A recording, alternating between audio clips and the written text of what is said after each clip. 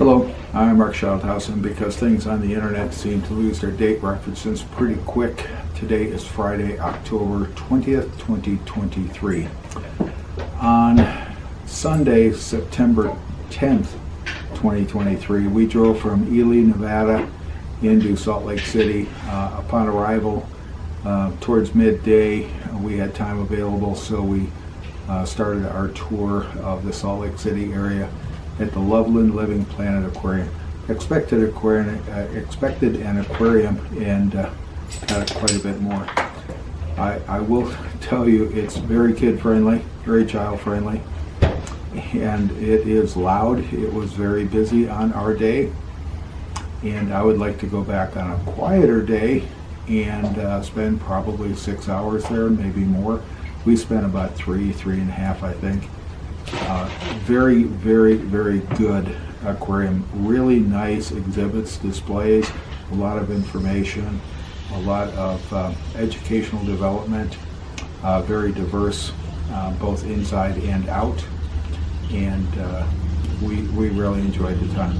I would enjoy going back and seeing it again. Let's get on with the tour. We got to the Loveland Living Planet Aquarium. That's its full name, its proper name, I guess. I've abbreviated it to the Loveland Aquarium. The parking lot is good sized. It's free parking, numerous disabled parking spaces. We utilized one. I was in a small degree of pain. We did have some trouble finding the entrance. We had to follow some not real clear signs, in my opinion. The entrance is actually on the back side of the building, away from the parking lot, and there's a map out there that shows you the entire complex. It is a big complex, and then there's this map when you get inside that shows the complex again. It's a big complex. I thought the admission fee was reasonable. We did get either a military discount or a senior citizen discount. You only get one or the other, I think, whatever. It was reasonable. We walked in the door, and the very first thing we saw was this Megalodon exhibit, and the first thing that went through my mind was Shark Week, and I said, we have to do this, we have to do this, so we did it. The aquarium is deceptive in size when you look at it from the outside, and you're seeing some photos of the lobby, the overhead. It's a multi-story facility. I think there's 3 stories. We did all of them, and there are several things up in the overheads that you just can't miss. The signage throughout the aquarium I thought was very good. The issues I guess I would have is the reflectivity of trying to take photos, and where I could I took videos, because fish are usually active, so rather than have a still photo I have videos, and you're going to see some of those videos. And here's an example of the signage and the first visits that we went through. And I'd love to tell you what this guy is. He's the blue fish off this sign. I can't read it.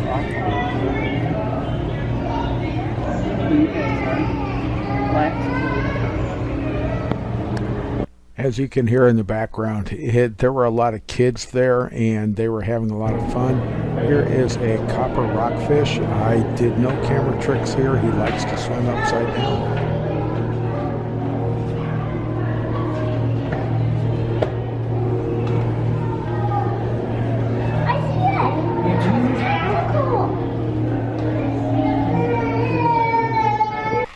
There are things in the aquarium for those memorable child interaction shots, and the leatherback sea turtle was one of them. Have your kids climb on them and get your photo taken. There's a number of exhibits, and it's educational throughout the aquarium, like this one, that talk about these creatures, whether they're endangered, not endangered, whatever. Which is informative, and that's what I think one of their primary purposes need to be. They need to educate their people. Lighting through the aquarium was interesting because they lit to make the creatures that were in that section comfortable. So, and that gave me some issues with my photos. Post-visit, I tried to group my photos by their general classification. I mixed the turtles and the tortoises together. Sorry about that, just happens. So the Burmese mountain tortoise, he was just kind of sitting there looking around his cage. Been there, done that, not going to do it again. Some of nature's work in play. This is a yellow spotted Amazon river turtle on the bottom of the tank. And if you look in the back, it's a granulated catfish. You have to look for him, though. He's camouflaged. What I would love to do is to get to the aquarium when nobody else is around, set up a tripod, and just take about 30 minutes of one tank of fish swimming. I think you'll see a ball of shark rolling through here. He's not really a shark, he's a tropical fish, and a giant barb, and some others as they go swimming along. This is just another one of those for the kids, so we had to do it.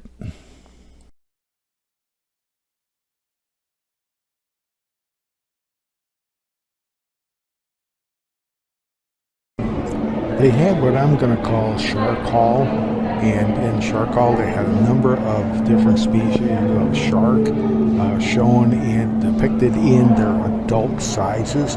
They were properly labeled. I apologize for the photography, quality of photography. It was an interesting hall.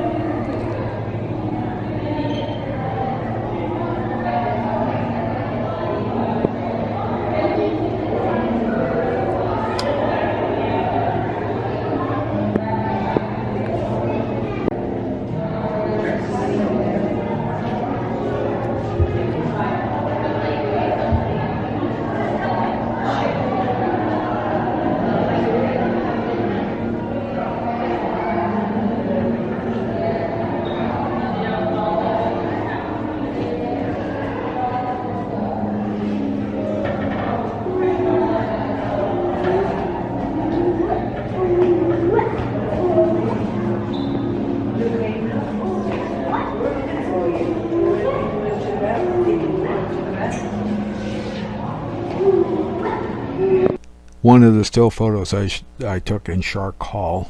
This is how the sharks were presented. They're in their adult size. They tell you their approximate length, and on the left side of the photo, if you can see it, there's a person, so you can scale these a little bit. There was another wall which showed numerous types of rays, and it was really cool. This is one of the few photos that turned out from that area. So here is a really good sized shark tank, fish tank. It's got numerous types of fish in it. There was a keeper, an attendant, whatever you want to call it, off on one side answering questions about the creatures that were in the tank, which was informative. But watch the sharks and see how fast a couple of them will accelerate from just cruising along and all of a sudden zip. And you're going to avoid one of these guys if they're hungry. The reason that there's other fish in here is sharks eat when they're hungry. They don't eat when food's available. They eat when they're hungry. There's sharks. Did you see the sharks? Big sharks. And look, there's a big secret over there. And so if you're like get separated, like alerts you. Right there, look, big shark right there.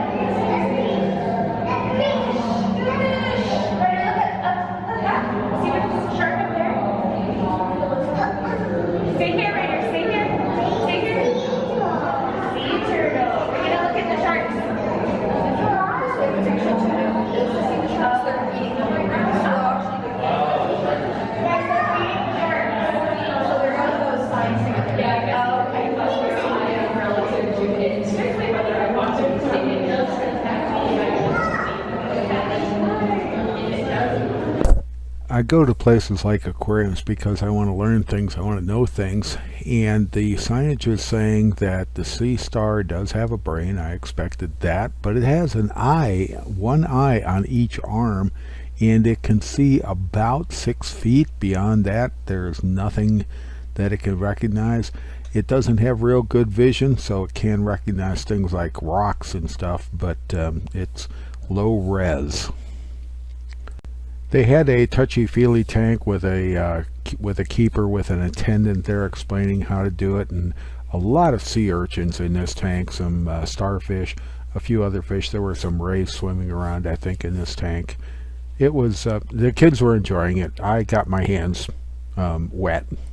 This is an example of some of the signage in the aquarium. They're talking about octopus, and octopuses actually have brain sections in their legs, so their individual legs think, and it talks about their vision. Really cool. And I have no photos of octopus. I don't think we saw an octopus in a tank. I'm not sure what it is about seahorses. Why they're just one of those creatures that they don't represent anything else. They're not a fish or a modification of a fish. They're not a modification of an elephant or a tiger. They are their own creature. They're just their own creature. And in the one photo that's kind of rocky, if you can find all the seahorses that are in that photo, there's about 12 of them in there. Seahorses are just kind of neat, and there was a lot of information and really good display.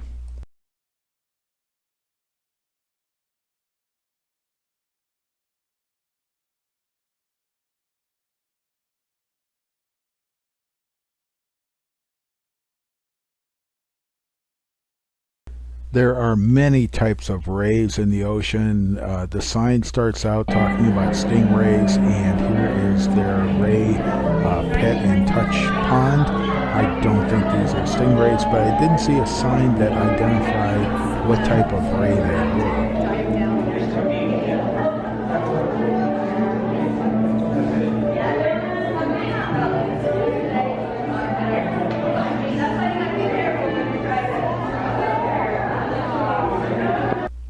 I thought the mangrove presentation was cool. We stayed and read numerous signs on this one along the way. In these photos, you'll see a cowfish, an ornate puffer, and a pennant coral fish, and possibly a diamond fish along the way. I said earlier the lighting in some of the displays was appropriate for the individual fish that was being displayed. This one is a flashlight fish. Enjoy the video.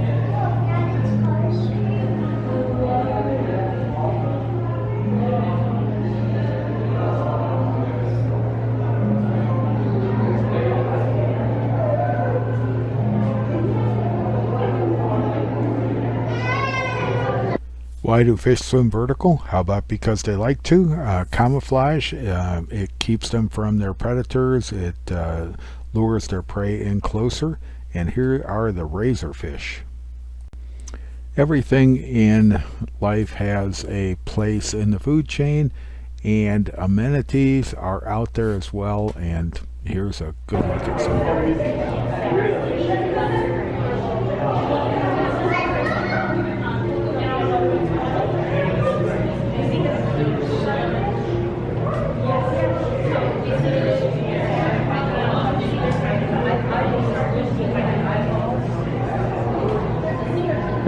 Animals adapt to survive. The archer fish can shoot water out and hit flies, insects above the water so that it can get something to eat. We didn't see any four-eyed fish in the exhibit.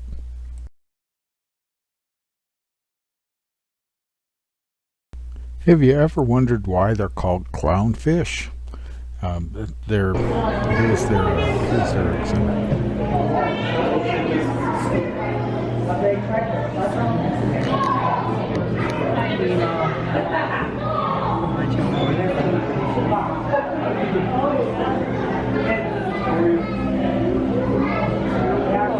Those are clownfish too. Okay. I like them. Every once in a while, a fish is trying to tell you something, and this one, I think, is telling me, I'm looking at you. There were several really good shots that I cannot correlate signage to them, and here's a couple of them.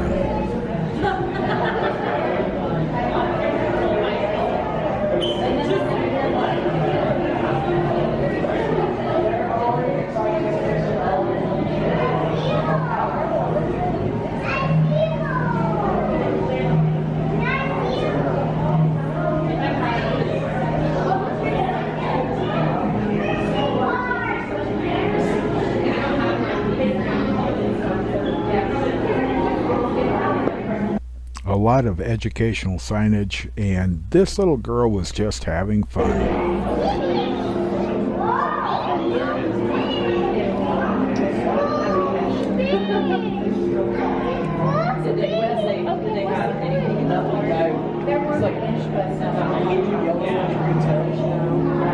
That's a 6-liner. That's one of those.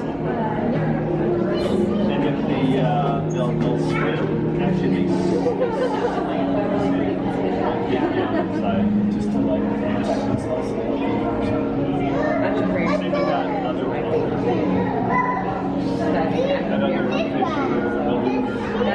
The signage I have for the exhibits for the tanks doesn't always seem to directly correlate to the tank. Here's some really beautiful fish.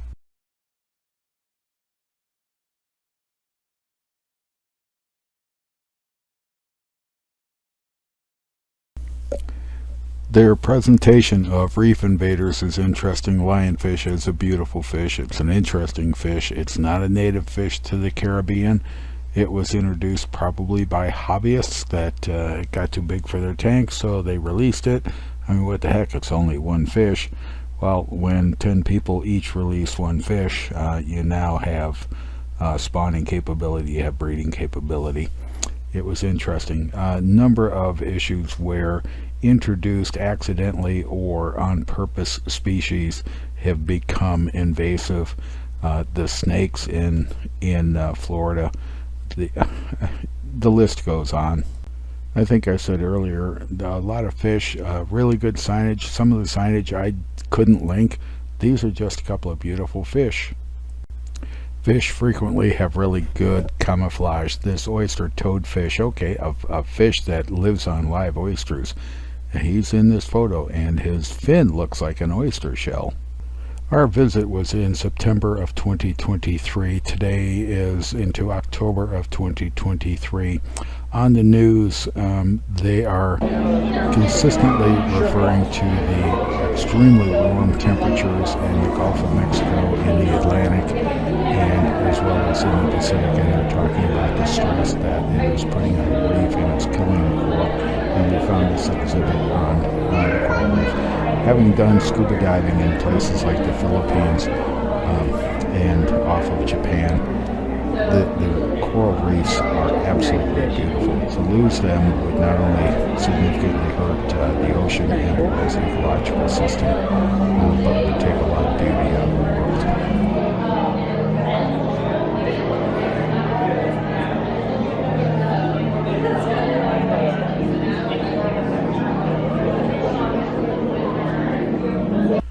Upside down jellyfish. Jellyfish that use their bellies to stick to the bottom of the ocean. I'd never seen it before. Interesting creatures.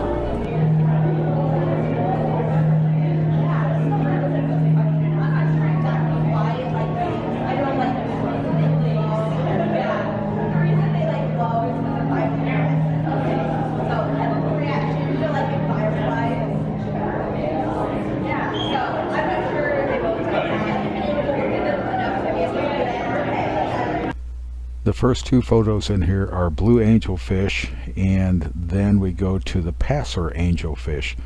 Beautiful. I love the way they swim.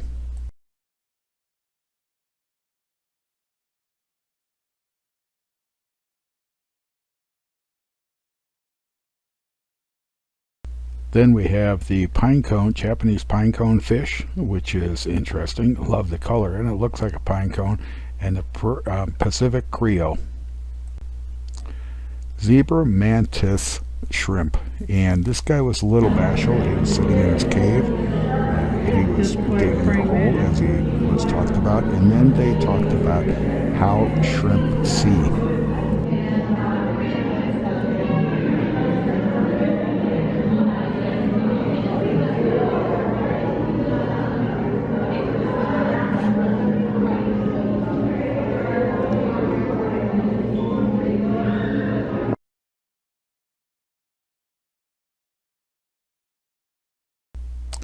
Up on one of the walls are these sunfish hanging there. I didn't see any signage for them. Sunfish are very tall, and Every once in a while, if you're out in the ocean and you're looking around, you'll see the sunfish cruising at the very surface, and their dorsal fin is out of the water. The open ocean graphic was interesting, and having been a sailor for a career, the ocean is like a desert. You can spend a lot of time out there and not see anything, and yet dip under the water as a scuba diver, as a skin diver, and all of a sudden find out that there is a lot of life there. Plus, there's an interaction between the species. The food chain is very, very prevalent in the ocean. In the overhead was this giant squid. I didn't see any signage for it, so I don't have any signage for it. And it caught my eye only because Joyce was looking at it. And then on the side wall, they have this photo, or this drawing, this painting of sperm whale eating a giant squid, and they're talking about how they interact and whatever. Giant squid are interesting to see out in the ocean, and interesting to see how they move. The next couple of photos, the Pacific spotted shrimp and the giant isopods, those had me interested. They look something like an alien. And then the lumpfish is swimming around.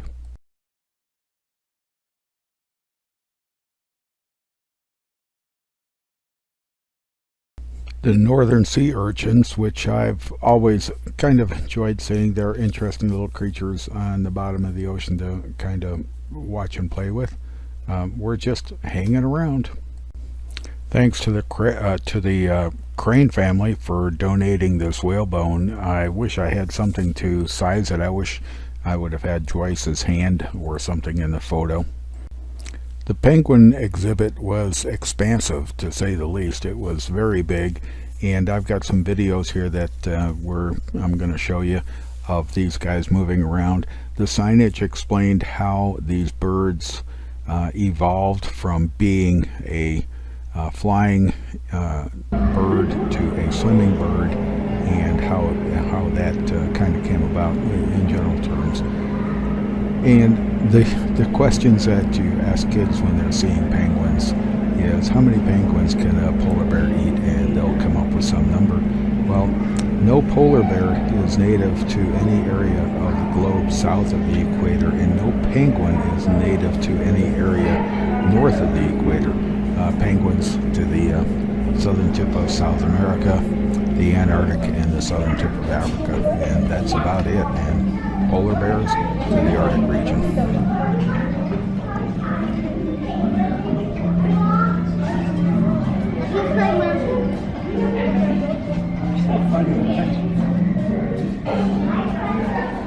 Yeah, thirsty penguins.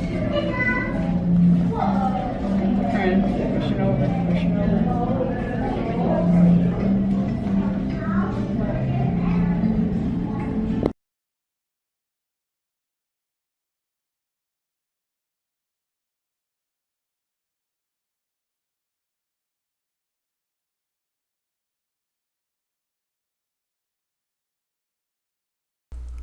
The Chinese tree dragon was just standing around in the bottom of his little exhibit.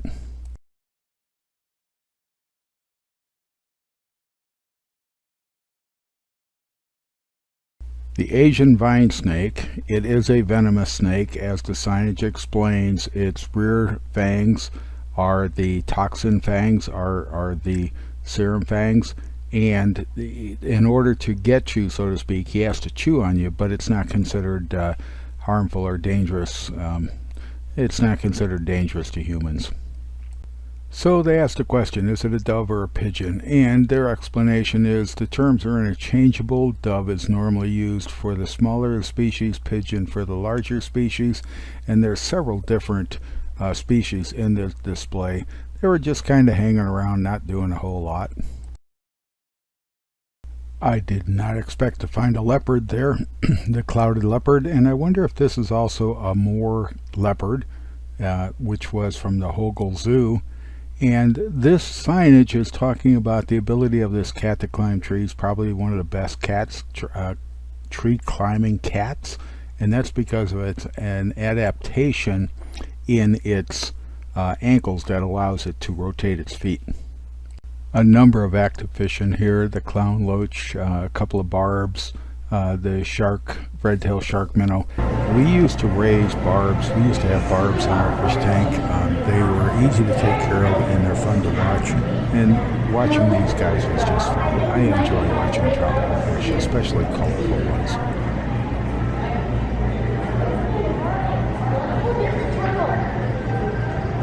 These look like barbs. Is that what they are? The little one's a cherry barb, the red one, I think. And then we got clown and cheese, or clown, lore. The focus of this photo is the Pangay cardinal fish. What a beautiful fish. There were numerous exhibits that had signs that I didn't see the animals for, whether I missed them because they were a little bit away from the sign, or whether the photo didn't take, or whatever. Komodo dragons. We've seen Komodo dragons in numerous museums, in numerous zoos, and they had this signage for them. I've never seen one in the wild. I've been in their native area numerous times. So I have a post-visit conundrum here, because in following the orders of my photos, here is a presentation of the Mekong River, the 7th largest river in Asia, and one of the largest, if not the largest, fisheries in the world. You're reading the sign. And then I have this beautiful panel of fish. I'm not sure if these are associated with the Mekong River or not. And this guy here just wanted his picture taken, so I did. It's beautiful fish, not sure what it is.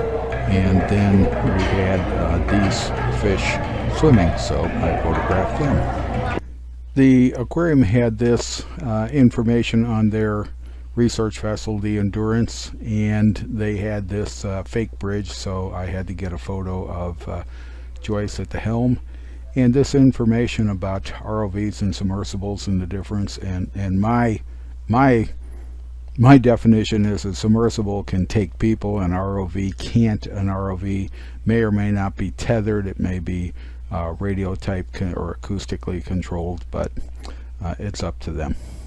This is Tukey's Island. It's a additional fee to come in. Whether what it really is, I guess, is a children's educational experience and a place for parents to sit down. It was, we bypassed it. In this frog exhibit, there's several frogs. The dying not as in death, dart frog, and the green and black poison dart frog are among two, and I think there's a couple of others along the way if you watch it. As I said earlier, there are several floors. I think there's 3 floors, distinct floors in the Loveland Living Planet Aquarium, and we're on the 3rd floor looking down on this exhibit on the 1st floor. And to scale this, look at the bottom right hand corner for this little boy. You know those fun challenges that they throw at you. Take a look inside this exhibit and you may be able to find tiny geckos. Well, he was sitting right there on the rock. The smoky jungle frog is a resident of the Amazon jungle. I've seen steamy jungles, and the only time I saw smoky jungles was when they're on fire by accident. The keel-billed toucan was sitting up in his tree. I took several photos. Unfortunately, as you look, that fencing, I've got to figure out how to change the focal depth of my camera so that it doesn't focus on the fence, it focuses on the objects behind it. Reminded me of Toucan Sam and Fruit Loops cereal. Now this is signage I like. This signage tells me where these fish are, and it's in color, and you'll watch the videos of these. These fish were huge.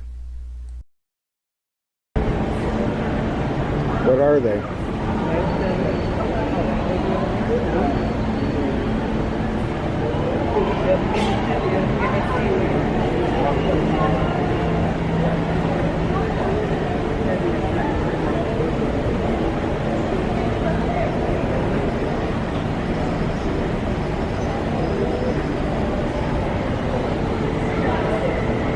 That looks like a shark.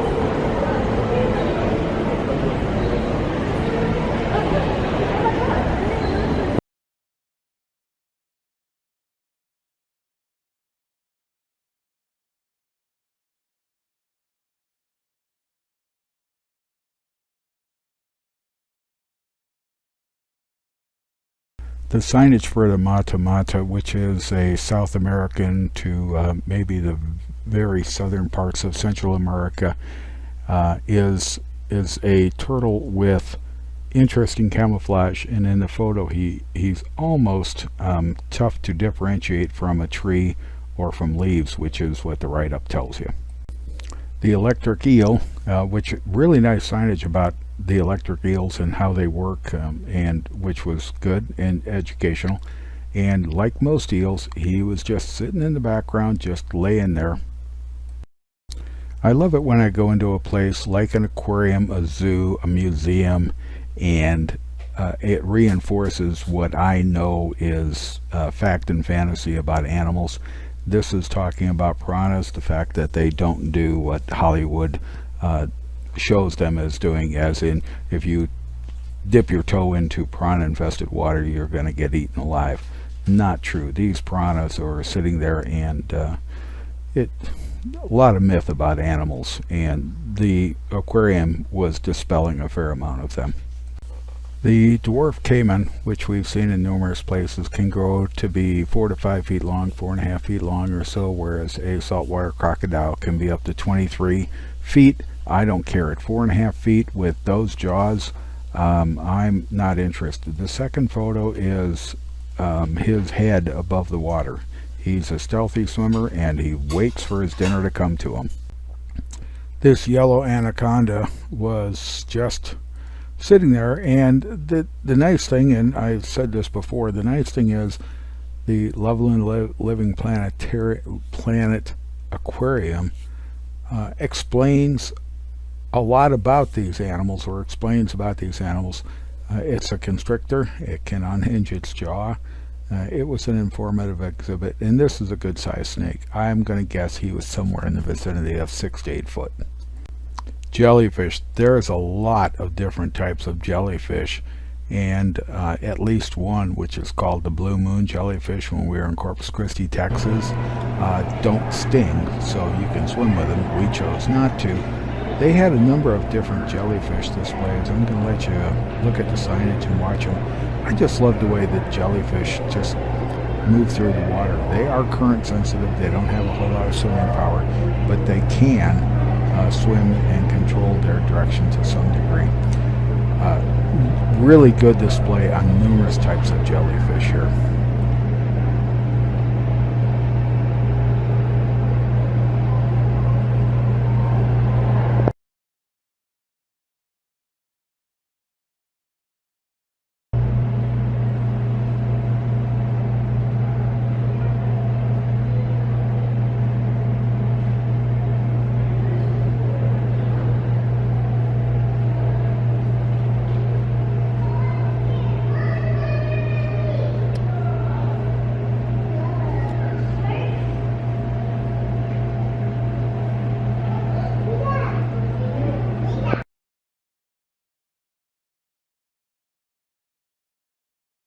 You can swim with these guys. They were all over that one doctor.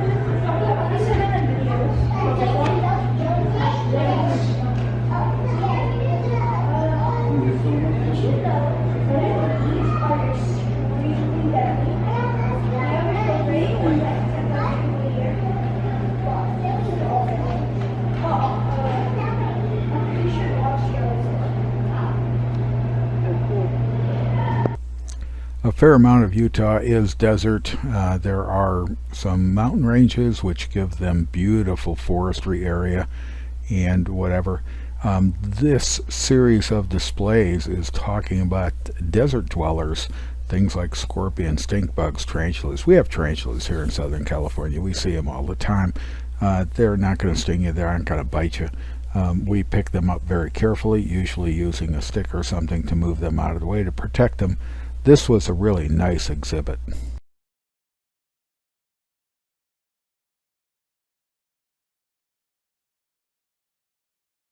Sticking with the desert for a bit, the desert tortoise here, they're talking about how little water it needs. It gets most of its moisture from the plants that it eats going along the way. As you watch these fish, you can pick out the speckled bass I assume that's how it's pronounced. The moonfin, not sure how it's got the name, in the Virgin River chart. This was an active tank.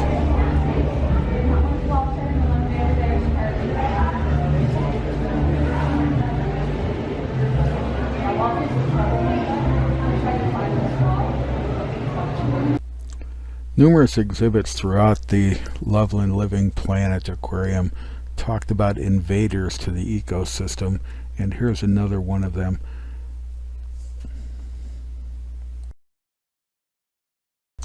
I'm not sure if this particular tank exhibit was another invasive species aspect, but as you watch these guys swim through here, you'll see a number of these fish, and you'll see the bluehead sucker, you'll see the razorback sucker, you'll see the bone-tailed chub, you'll see a number of these fish.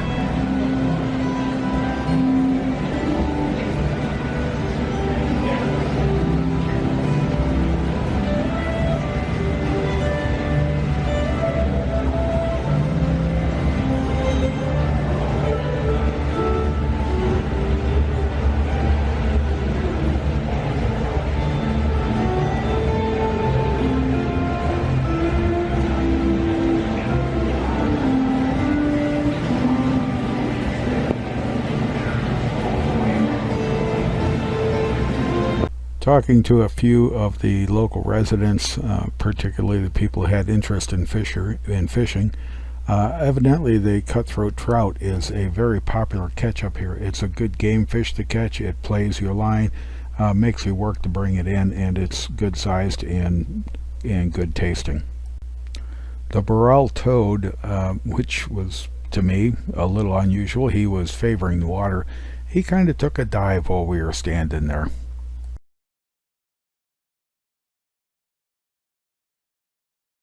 It's repetitive, kind of sorry for that, but it is repetitive. A lot of their signage is educational. The June sucker is named June sucker because number one, it's a sucker, and number two, it does its spawning run in June, so it was kind of relational, and it is endangered. It's on the recovery system with a number of agencies, and I really like the fact that their displays were clean, well kept. They were very easy to view. Reflective, but very easy to view. Another rather active tank and a very colorful tank, the Arctic grayling, as he swims by, among others in this exhibit, were extremely colorful.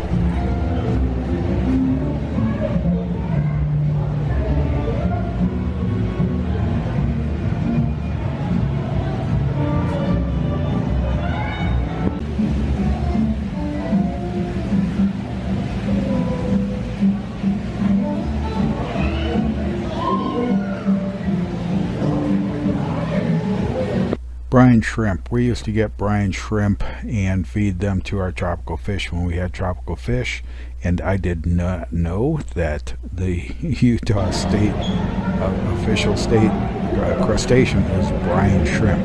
This is an active tank. These guys don't get very big. They're usually fish food for many other creatures. So if you ever wanted to know the sex of your brine shrimp, you could get a magnifying glass or a microscope and figure it out.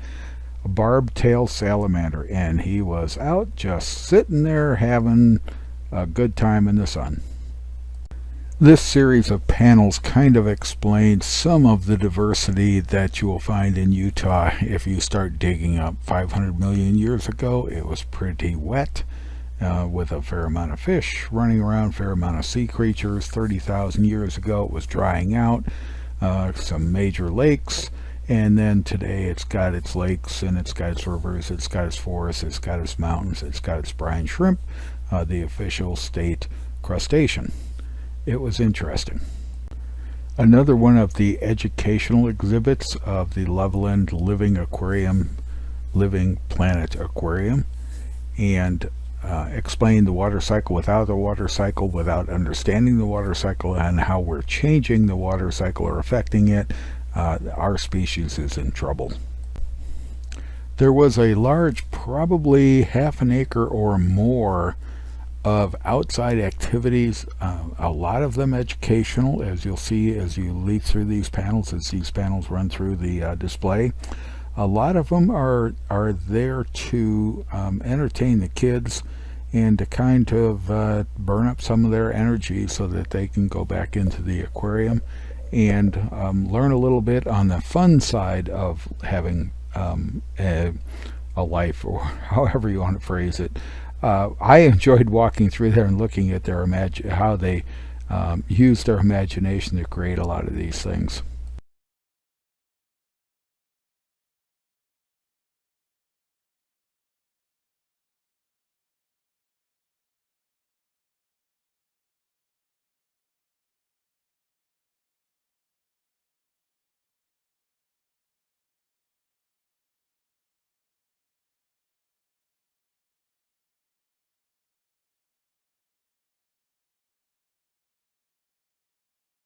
And this structure, sponsored by Rio Tinto Kennecott, the mining company, I asked was interesting, and I asked what this was, and the answer is it is a lights, camera, laser projection system. You can have parties, receptions, whatever you want out here with fantastic light displays. Since we were there in the daytime, it wasn't doing anything. On the second or third floor, somewhere along the way, they had this little bridge. I decided I had to climb it, walk across it, and in one of the exhibits they had bees, and I happen to enjoy honey, I happen to enjoy bees, so we shot it. We really enjoyed our trip to the Loveland Living Planet Aquarium. It was a little more diverse than what we expected for a quote-unquote planetarium. It was noisy. There were a number of children running around. I don't mind that. I do mind having my feet stepped on. I do mind being kicked, whatever. And they have a nice snack bar cafeteria area. You can get some pretty heavy meals, hamburgers, chicken nugget things, whatever else. And here's some of the treats that they have. Unfortunately, very little gluten-free, which I'm celiac, so we really enjoyed it. I would like to go back on a quieter day and spend probably 6 to 7 hours there, going through there. We spent, I think, about three and a half, because we had other places to go.